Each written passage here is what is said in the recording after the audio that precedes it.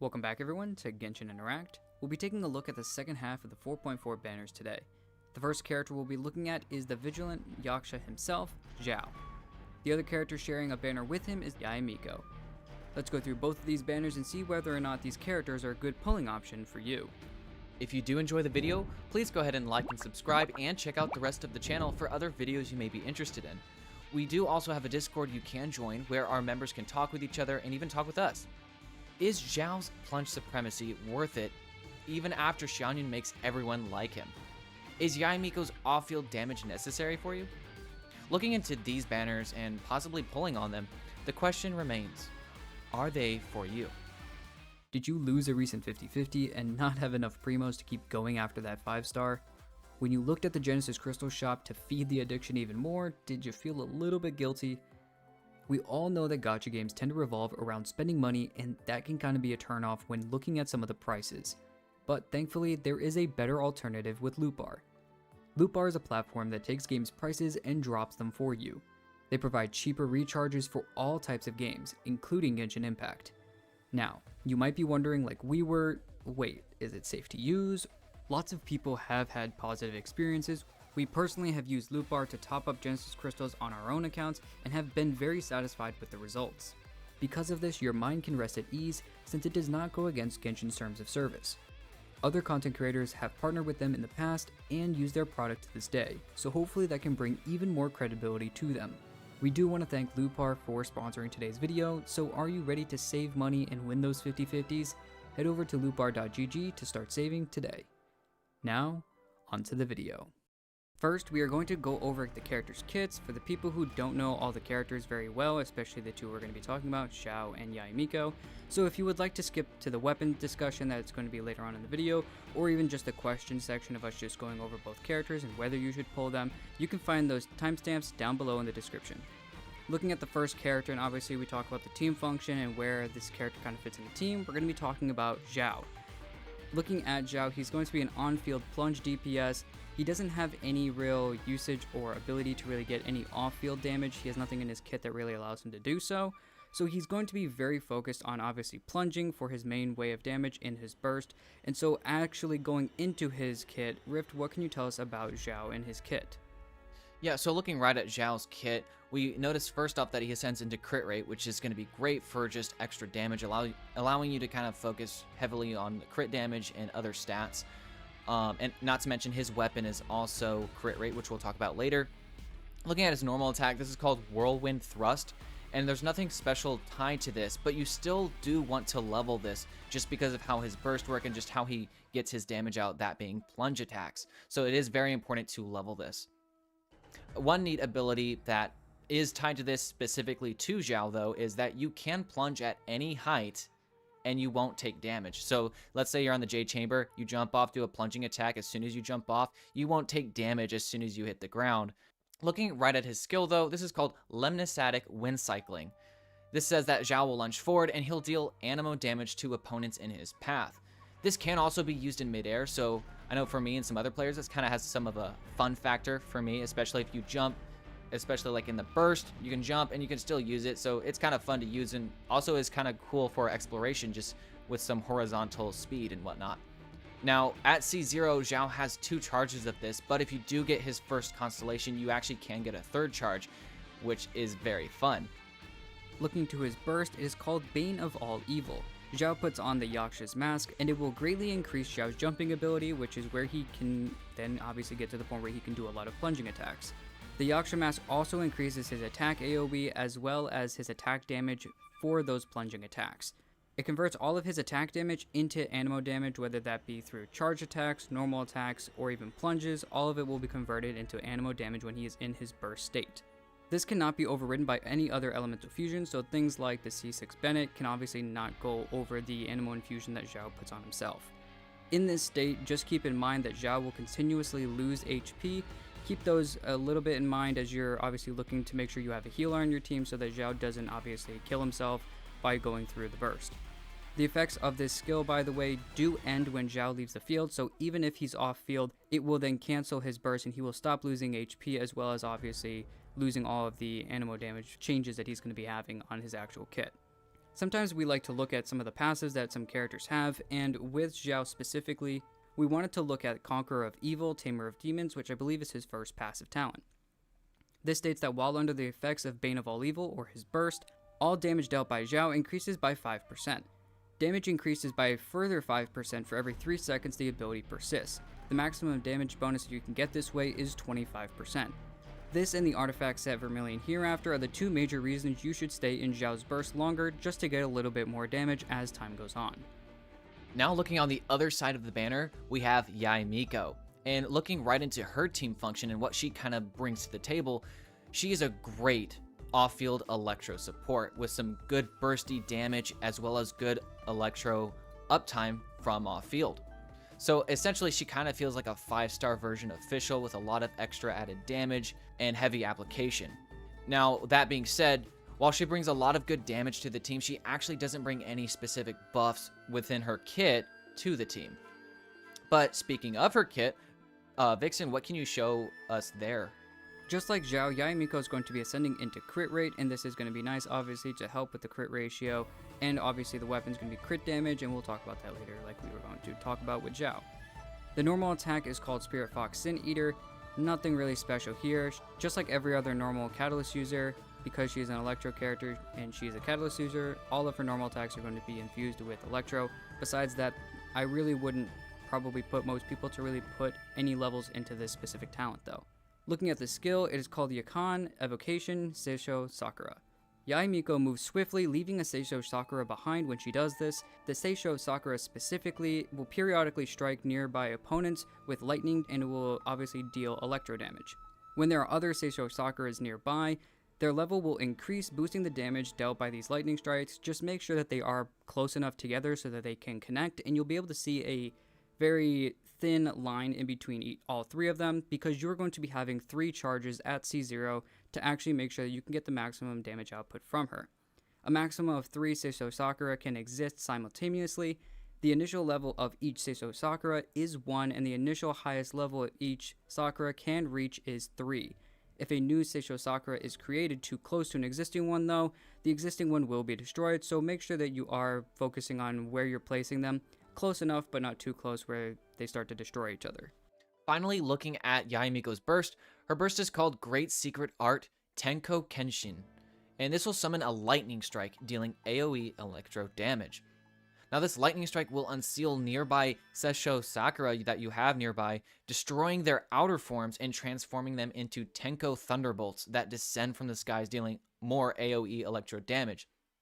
Each Seisho Sakura destroyed in this way will create 1 Tenko Thunderbolt. So ideally here, you want to use Yae Miko's burst when you have 3 of her Seisho Sakura from her skill out on the field to get the maximum damage potential from her burst, with a maximum of 4 hits in total, 1 being the initial big hit and then followed by the 3 other hits from just having her skills out. Now looking beyond the actual characters, we are going to be talking about the weapon banner, and looking at both Primordial Jade-Winged Spear as well as Kagura's Verity. First, looking at Primordial Jade-Winged Spear, it has a main stat of 22.1% crit rate at level 90, and both of these weapons will have their abilities at Refinement 1. On hit, this will increase attack by 3.2% for 6 seconds, with a max of 7 stacks. This effect can only occur once every 0.3 seconds, so while in possession of the maximum possible stacks though, damage is also increased by another 12%. So this is very nice, obviously, considering you can get about 22% just attack increase, never mind another 12% when you have all stacks, after just hitting something 7 times. The best characters for this specific weapon, obviously since it is Xiao's weapon, it'll be best for him. Some other characters that it has been used on and does work pretty well with is Raiden and Hu Tao. Hu Tao's weapon as well as Xiao's weapon, the Primordial Jade-Winged Spear, they can both be switched off with each other, and this works really well on Hu Tao as well on certain builds. Some 4-stars like Rosaria and Xiangling also can use this weapon, being Primordial Jade-Winged Spear, but they do have other better weapon options than this just because of how their kits work. Looking at Kagura's Verity, Yae Miko's weapon, this has a main stat of 66.2% crit damage at level 90. And right off the bat, I'm thinking of her Ascension stat being crit rate, so you get a nice balance there. That should make building her a little bit easier on the crit ratio for you. Looking right into the ability, assuming it's Refinement 1, It says that you'll gain the Kagura dance effect when using an elemental skill, causing the elemental skill damage of the character wielding this weapon to increase by 12% for 16 seconds, and this has a max of 3 stacks. So that works perfectly for Yae Miko just because she has 3 charges of her skill. You can easily maximize this. Also, this character will gain 12% all elemental damage bonus when they possess all 3 stacks. So like I was just talking about, the best character for this is going to be Yae Miko. It is her weapon, but there are several other characters that can actually make this weapon work very well, and that is, due to its main stat being crit damage. So it's right off the bat just a great weapon to use for damage builds on your DPS catalyst characters. So one of the characters I think of is Klee. It's going to be great for her. You can get multiple charges of Klee's skill. I do know that from some of her constellations, so you get some synergy there with this weapon. Also, you can use this on Nahida, and I think it could be great for Nahida, not just because of the crit damage, but also using the skill a lot. She has a very low cooldown on her skill, and on this weapon, there is a high uptime for the ability being 16 seconds. So I think it can be attainable to get all 3 stacks with someone like Nahida. Even if you're not getting all 3 stacks, though, it's a lot of extra good Dendro damage for her, as she is a sub DPS with Dendro.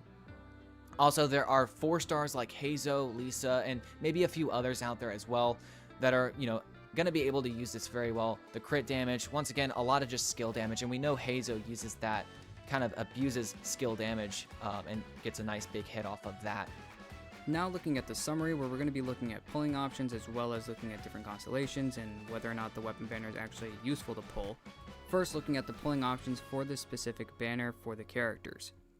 The first question we come up with is, do you need either character on your account, and what elements or roles is your account in need of? Now, specifically looking at Xiao, he's a great damage dealer, but he has been tied a lot, especially recently, to not being great for early game players.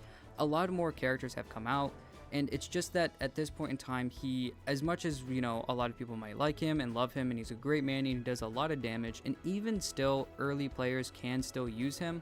It's just a little bit more difficult to get his quote-unquote best teams out because it takes a little bit more time to get characters like Farazan, Farina, Bennett, Shan Yun. All those characters are not necessarily free right now, and so therefore it is taking a little bit more time probably for your early game players to actually get a lot of the characters to make his quote-unquote best team. Now looking at Yae Miko, for this specific question, she has great off-field damage and probably has some of the best in the game.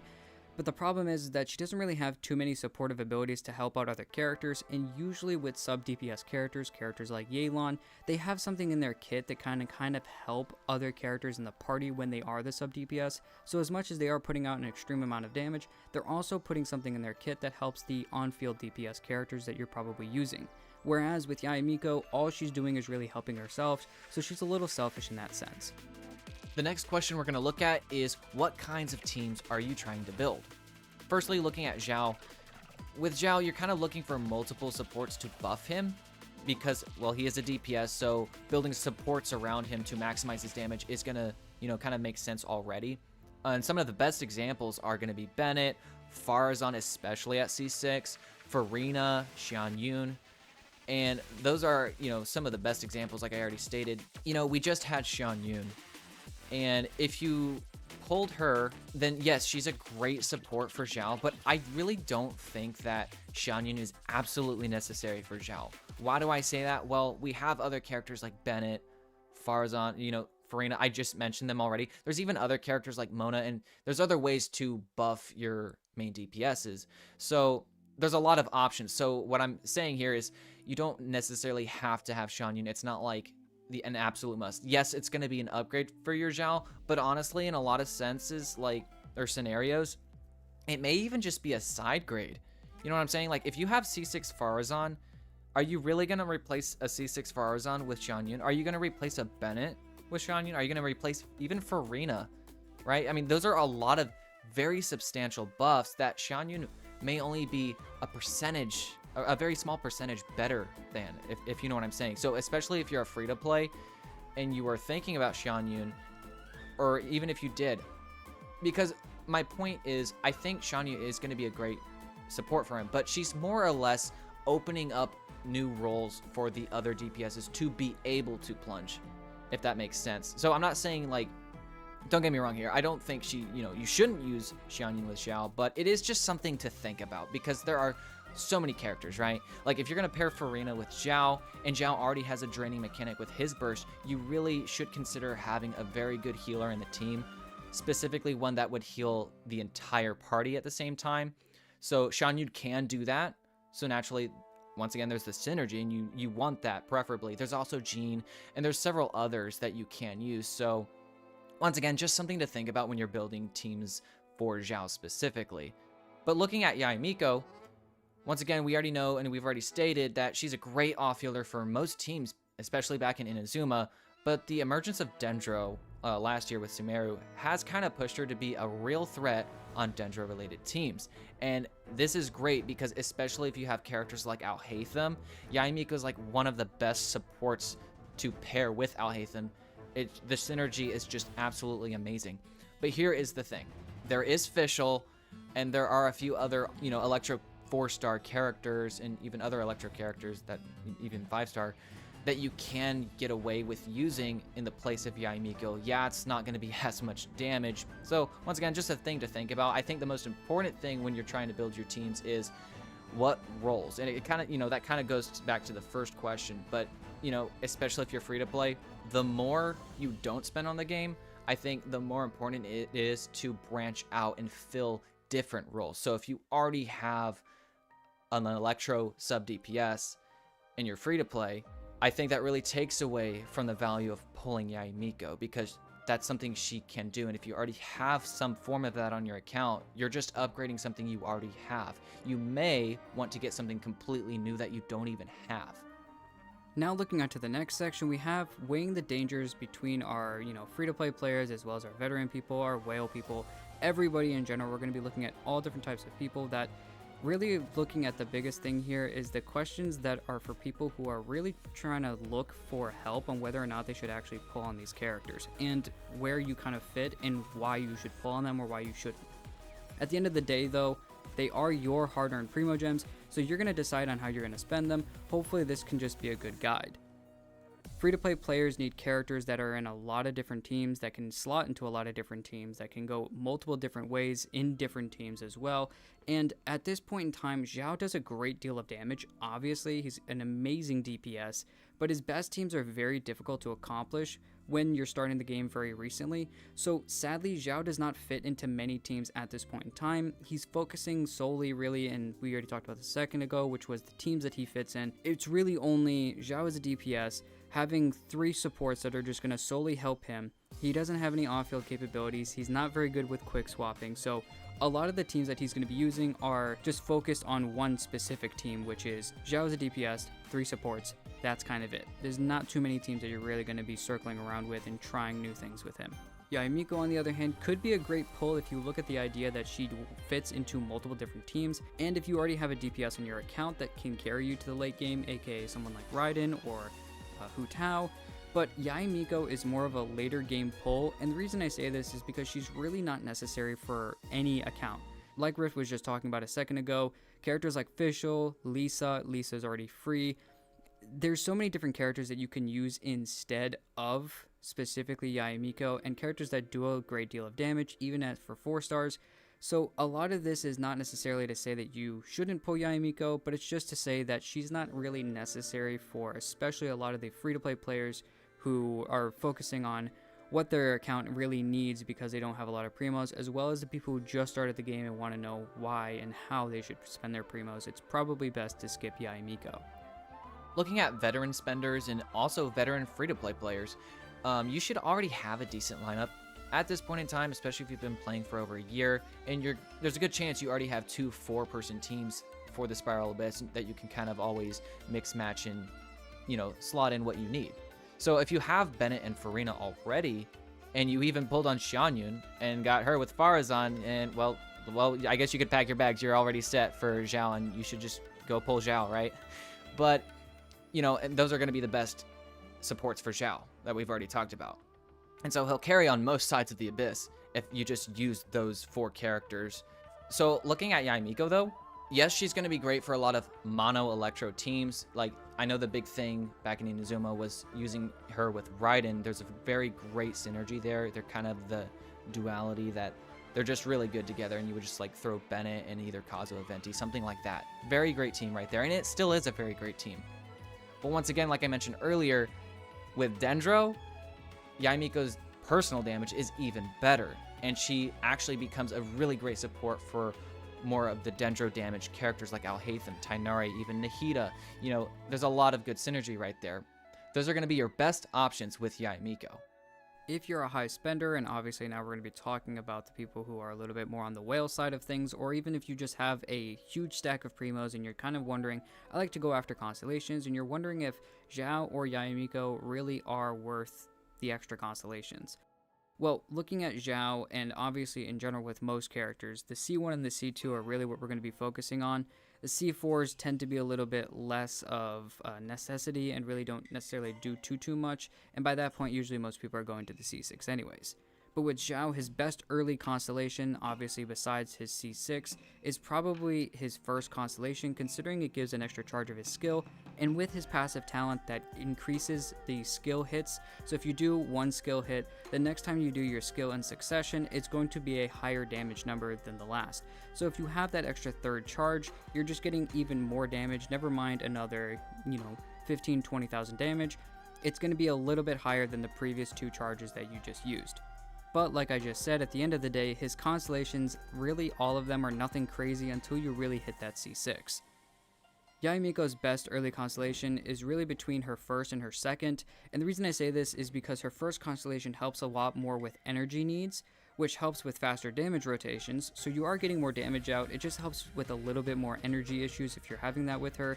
Whereas the second constellation states that the Seisho Sakura start at level 2 when created instead of level 1. Instead of having their max level at 3, it is going to be increased to a max level of 4, and their attack range is going to be increased by another 60%, so they'll be able to figure out and actually hit a lot more within an area, which can also increase a lot more damage. So you're really trying to figure out between the C1, which is a lot more focused on energy, which helps maybe quicker rotations, and then you have the second, which is a lot more focused on damage. I don't think necessarily that Yae Miko really needs either one, but if you are looking to go for either one, or looking at constellations in general for Yae Miko, C1 and C2 are probably where you want to stick around and really probably not go beyond that. Finally, the last question of this video is, do you need the weapons? Are these weapons worth it? Primordial Jade-Winged Spear can be obtained by losing on the weapon banner and getting it on the standard banner. I think that's a very important thing to think about, because let's say you don't have it yet, right?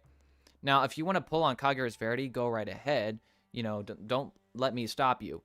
It's just important to remember that if you're targeting Primordial Jade-Winged Spear, there's a very good chance, maybe not a very good chance, okay, maybe just like a normal chance, somewhat good chance, because you gotta kind of expect that you can possibly end up getting it right after you just targeted getting it. You know what I'm saying? So and that can feel like a loss in a sense, but maybe go back to the weapons section where we were talking about it. There are other good characters that can utilize this polearm. It's not just Xiao. But moving on to Kagura's Verity, this is a very, very nice weapon. Has that crit damage main stat, right? And it can be great for many characters because of that. But do note that it's not completely worth to pull this weapon for Yae, or it's, really anyone. I know that sounds kind of contradictory or kind of paradoxical, but there are so many other catalysts that exist already that you might even have. That's, I think, the only thing that takes away from the needful factor or the necessary factor for pulling Kagura's Verity. Well, that's all for today's video, and we hope that this video could help you decide on whether these characters you're wanting to pull, whether the weapons you're wanting to pull, and really just figuring out if these are for you. As always, if you have any suggestions that may help other players or even us, go ahead and let us know in the comments. Make sure to like, subscribe, and check out that Discord as well. Thank you again for watching the video, and we'll see you in the next one.